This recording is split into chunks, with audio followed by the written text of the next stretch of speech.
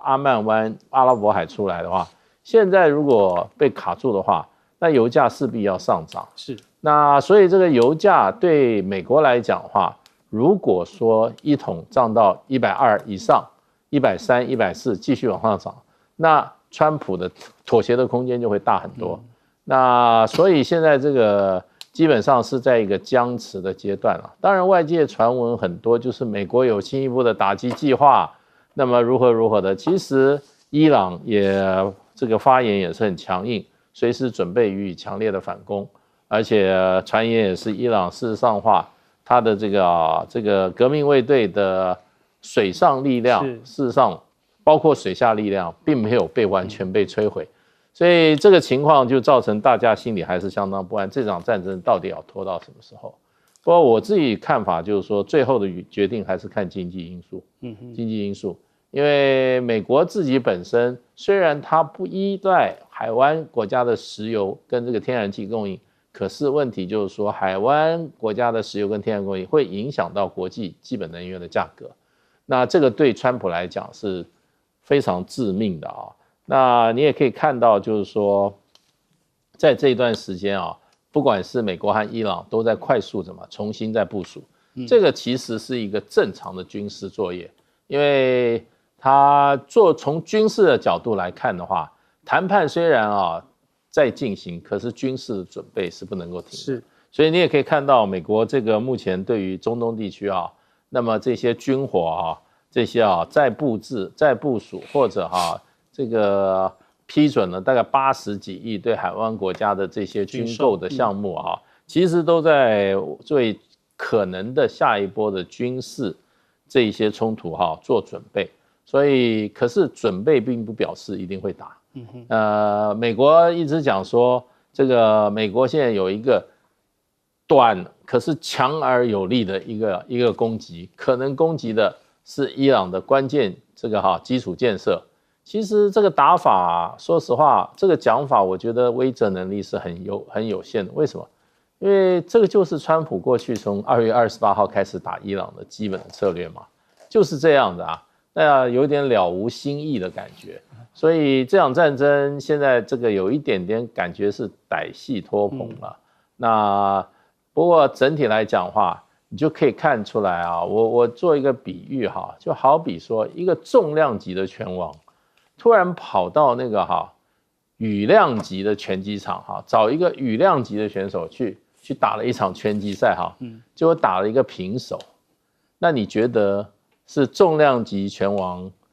该有的表现呢，还是羽量级拳手该有的表现呢？所以如果从这个角度来看胜负那很多西方的或者说是其他国家的这些评论人员都认为美国已经输了这场战争，而且像这个德国总理就不断的，他在这个公开的说，他说美国不断的被伊朗这个国家羞辱。不过我觉得这个羞辱这2个字我觉得对川普来讲的话，可能他的定义跟别人不一样。好，我们请舰长。首先，大家要知道说，最近像刚刚包含主持人提到很多最近战场的状况。包含我们每天打开报纸看电视说最近又怎么样，掉了多少的飞弹过去，武器过去，大家又准备怎么样，你都看着这个提心吊胆的。但这就是一个战场的准备，你知道，任何一个战场准备这个军人不可能说我认为一定会和平，不是，他一定要朝最坏的状况。这个我们其实人生做事情就是这样的，这个事情会怎么发展，你不是很肯定，但是你可以大略推得出来。第一个，最好的状况是什么？最差的状况是什么？基本上你就要想这2种，这2种你都能够应付了，我立于不败之地，那中间所有的变化你都可以掌握。那你可以看得到，目前所有的大家双方在准备，讲的话都最狠，战场准备好也很大，好像随时要大打一场的。但是你去看一件事情，最近全球的股市是大涨还是大跌，你就知道大部分其实股市是非常敏感的，它比我还要敏感。为什么？他们最清楚。就全球都在涨的话，你就知道大部分的人可能是认为不会打。第二个，我之所以认为不会打，你就知道任何一个战场，军人我们常讲一句话叫打蛇打7寸嘛。战场通常我们在讲，我们要打就打那个叫做战略重心，就他这个东西一垮，这个国家就垮掉了。可是你发现最近美国跟伊朗双方都在互留这个叫做空间。举个例子，伊朗说我的手段是什么？对等报复，就是你不打我，我不打你，你打我，我也是对等。你看到没有？它其实是一个非常有忍耐的一个报复的手段。那美国呢？美国真的如果要去好好的打伊朗，把它往死里打，就是打那个哈尔克岛，就那个整个大概80%、90%的油源是从这里出去啊，你把它打掉，伊朗就垮掉了。可是他们双方为什么都不打？很简单，我给你留条活路，叫做狗急跳墙，我让你不要那么急，我们来慢慢的磨。那你去想想看，现在最大的可能，你叫我去推测，第一个，地面部队几乎不可能，因为那个死伤太大，美国的死伤太大。第二个，就身高冲突啊，也不太可能，因为美国的无论是弹药，它已经是供应不上了，它前线的后勤支援也不行，所以它要很快结束。那至于你说伊朗他会不会说把这个战争往后拖，他当然更不行，他是被打的一方。然后有没有可能美国川普突然说我胜了？你看他刚刚不是一直喊胜利，他就直接撤回去呢？我不管你讲什么理由，全世界都知道你这一次是很没有面子的撤退的。所以其实你要叫我觉得最可能的一项就是，才不久之前的凯恩有次在那个国会简报，他说他们可能采取的一个叫做短而有力的打击，就是我给你狠的打一下，但是很短。其实打的目标也不很多，不可能打很多目标，但是我打几个我挑好，就认为重要目标，告诉全世界你看没有，我胜了。那目前我觉得双方都有他的难处。美国的难处就是民意不支持啊，川普希不希望继续选下去，希不希望期中选举，他会被这个拖垮。那至于伊朗呢，我告诉你，伊朗其实就是因为你的决策层全被你一锅端了。现在没有一个人站出来能够在整个国家有一个领导力的。那这个时候你就会发现，所有国家其实都一样，会有很多人想办法去站出来争这个领导位置，对不对？好比我举个例子好比我跟介大使今天想要争这个领导位置，那目前介大使是占据上风，他在国内是比较有这个支持的，我是第二个。我可以告诉你我的态度是什么，不管介大使说什么，我都是反对。为什么？我支持就是支持他，你知不知道？这就是在争权夺利的这个中间就会发生的事。所以伊朗现在要由谁来领导，谁说话算话，其实包括川普也知道，我到底跟谁讲。所以这是伊朗的难处。洪庭觉得战火会重启吗？我觉得战火重启的几率不太高，但是不能排除。那美军如果唯一要出动地面部队的前提，我认为是主要的地面部队是由以色列构成的。那这个确实在以色列的国内，他们有这样的一个讨论的空间。虽然我个人认为蛮离谱的，因为以他的这个国家的这个大小啊，还有他的这些地面士兵的这样的一个能力。那对川普来讲，最划算的打法其实很简单，就是用空袭的方式，而且就是像过去他们在做的事情一样，就去掉了几个关键的领导阶层，只要出现了领导阶层，他就用斩首的这样的一个方式。那这样的方式会让伊朗变成一个类似 failed state， 就失败国家的这样的一个状况，就没有办法进行实质的统治。因为现在的情况，我个人的判断是这样，就是说，美国没有打不打得赢这场战争的问题。美国只有要花多少钱结束这场战争的问题，而美国现在目前所有的战损，不管是损失了多少的这个无人机 NQ9 的，就损失了24架，然后美国现在有很严重的这个主要弹药的这个消耗问题，不管是拦截弹、萨德或防空型的萨德爱国者，大概50%的这个库存已经打掉了。攻击型的，就是战斧巡弋飞弹，或者是这个地面型的、这陆基型的这样的一个弹道飞弹，大概也损失了40%左右。所以美国要在现在的这个状况里面，他要解决问题，他现在川普跟伊朗采取两个方式都是用撑的。所以我觉得应该回过头来，就是说，为什么一个主张俄乌能够在1个礼拜之内结束的川普，会发动了委内瑞拉跟所谓的这个伊朗？那我觉得有一个比较大家从经济上看的角度的解释的理由就是什么？就是现在看起来整个的仗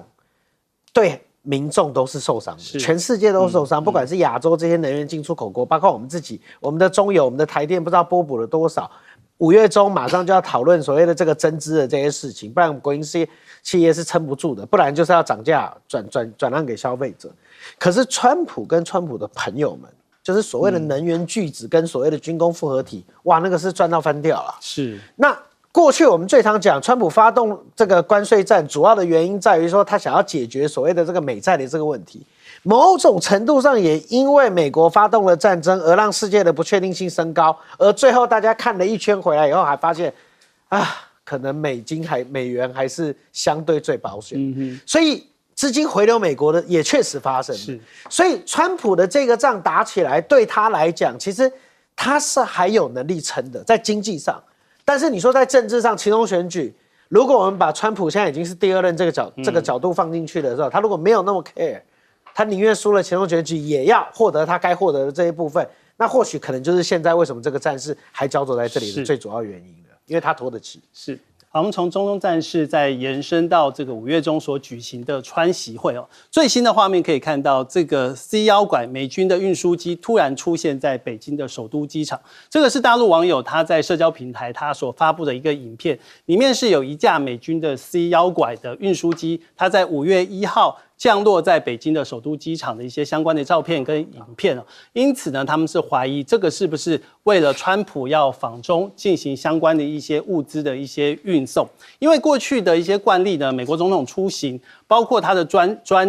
所谓的专车，就是野兽号，还有其他的相关支援车辆，都会透过 C-1拐的这样的一个飞机，先送到对方的机场进行相关的一些部署。而针对了5月中的这场川习会，川普在受访的时候也有特别提到，他说这是一次非常精彩的访问，他强调会跟习近平的碰面是一个很棒的这个访问。可以看到川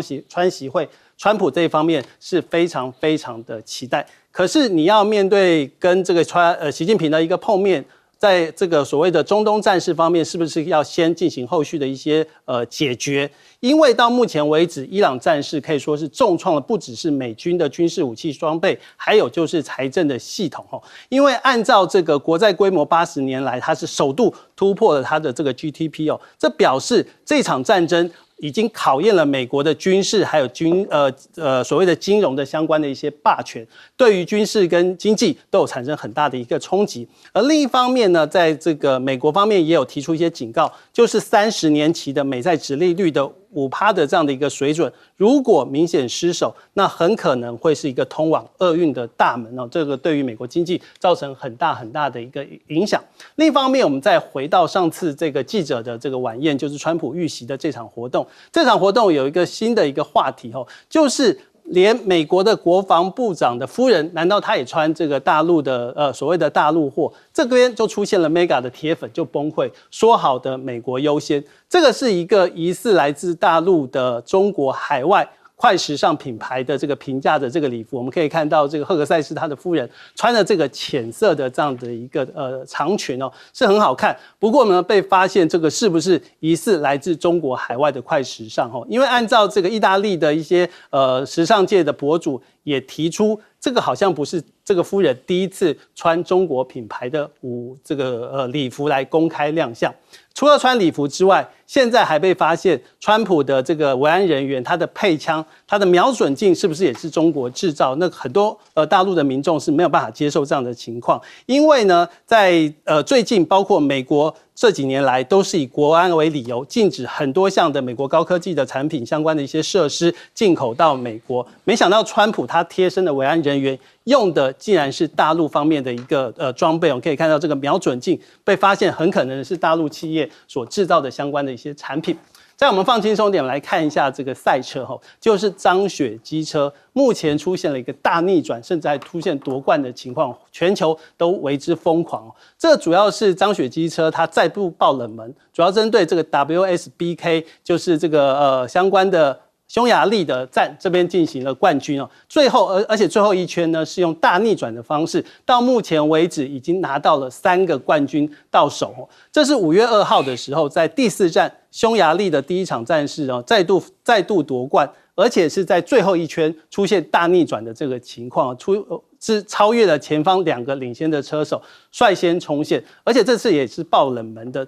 得到了队史上第3座分站的这个相关的一个冠军哦。因为前2站在葡萄牙已经连夺2座冠军，到了匈牙利这是再得一个，到目前为止已经有3个冠军哦。因为到目前为止，这个相关的车手3座冠军得到之后，以目前的年度积分是来到了97分，是排到第3名。以一个今年才正式成军的车队来说，这可以说是一个怪物级的表现。而另一方面，我们来看比较这个相关比较轻松的画面这就是张雪的妻子，她也见证了这个夺冠的最新的情况。当时呢，他们是跟团队一起去吃这个路边摊，去吃一个很接地气的这样的一个平民美食他们在当时就是看着一个小小的笔记本的一个电脑来进行相关的直播。这些人呢拿的这个就是这个啤酒，吃着毛豆，十分接地气而当车手他冲进了这个终点线的时候，张雪突然安静，他非常非常的紧张，高举双手，在确认直播的时候，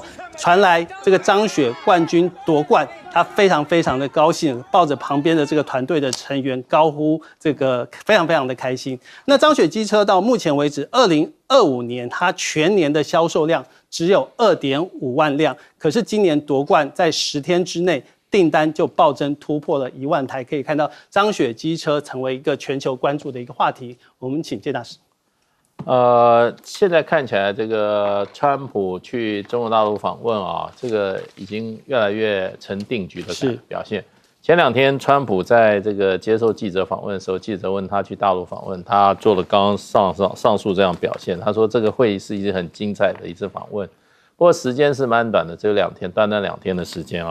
不过这种元首级的会谈基本上不是坐下来谈判，而是坐下来把他两边团队在过去很长一段时间对各种议题的这种谈判做一个怎么样，画上一个句号，然后呢让他得到一个新的一个成果，就是双方合作的一个新的起点。所以中国大陆跟美国事实上对这种元首会晤大概有一个共识，就是说元首的会晤所得到的结论是推动两国关系最主要的一个动力。是，所以这次的访问，我想对大陆来讲，对于美国来讲都是非常重要的。从这次访问最后的就是说得到的结论就可以看出两国对未来关系是持一个什么看法。当然，中国大陆驻联合国的大使级常任代表傅聪，我看他2天前在这个联合国接受记者的英文访问即席访问，记者有问到这次访问会不会谈到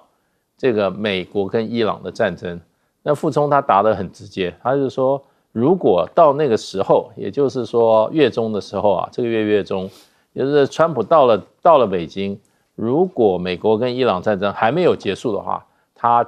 他确认这个美伊战争一定是会在两国元首谈判就是讨论的那个议程上面。所以呢，我觉得这个如果谈这个问题的话，大概中国大陆一定是占于优势的，因为美国是当事人，而且他这场战争他也被拖住了。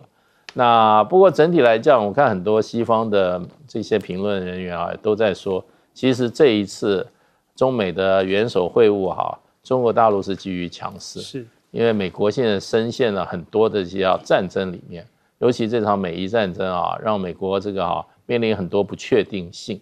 那这个对川普来讲，他很难硬得起来，底气不足。不过我们主要在台湾看的，我们比较关切就是会不会谈台湾问题。那不过前2天这个王毅跟美国的国务卿通电话的时候也特别点名了，他们这次要谈台湾的问题。所以到底会谈的什么情况，反正到时候他们2个见面结束以后我们就知道了。好，我们先休息一下广告，之后我们再继续讨论。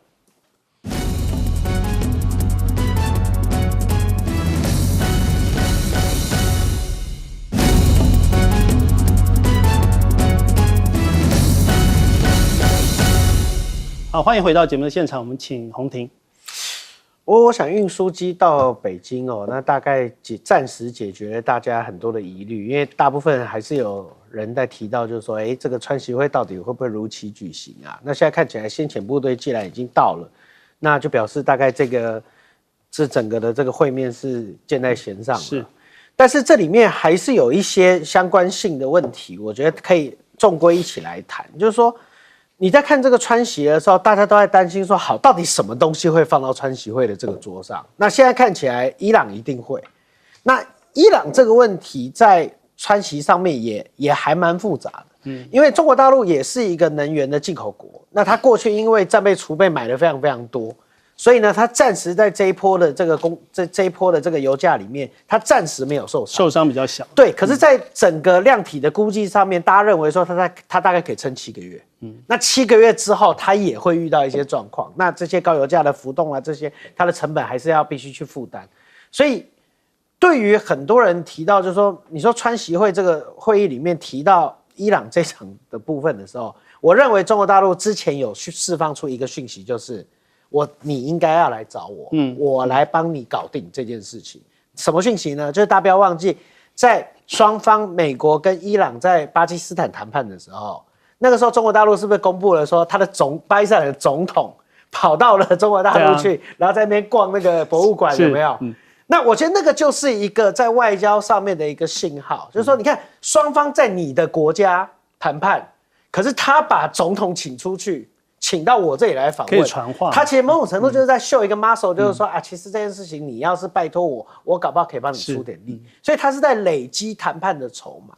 那这里面第二个问题就是我自己对我们国家的问题，我就觉得问题大多了。因为上礼拜我才在这里讲，就是说，当外交部次长在彭博的这样的一个访问里面，主动的提到说，我们很担心我们会被放在这个谈判的这个名单或单子里面或这个桌上的时候，这种时候表示什么？表示我们应该要低调。但是你看这礼拜我们又做了什么事？这礼拜我们做了一个所谓的突击式的这样子的一个外交突破。那你觉得这样的一个外交突破会不会造成这个谈判上面的这样的一个意外？一定会被拿出来在这里面讨论，就是说，你要做到什么？你要把人家管好啊，你也不能让人家做这样的一些部分。所以我觉得在这里面，我回过头来，我还是对我们自己的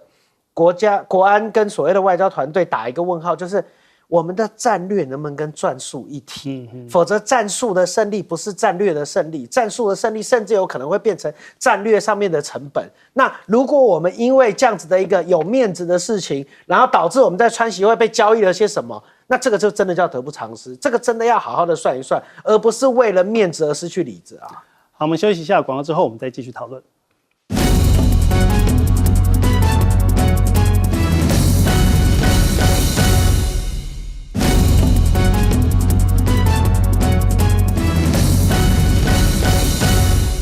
欢迎回到节目现场，最后我们请舰长。大家刚刚有看到这个张雪这个机车哦，这个汽车的品牌叫张雪，他人名也叫张雪。他的故事非常的励志。他小时候很穷，10岁左右哦，父母就离异了，然后他就为了自己的生活，他半路就辍学，然后跑去他的喜好就是机车，他这一辈子就热爱机车。然后他一开始的时候在那学。他就帮人家做改装机车，因为很多人去改装机车嘛，他就做这个生意。后来他觉得，我也可以自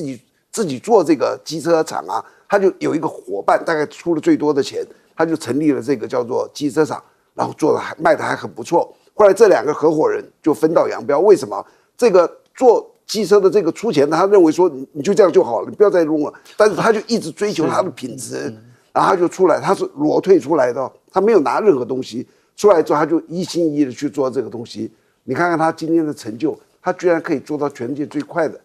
那世界第3了。对啊，那我现在问你一个，是他很厉害吗？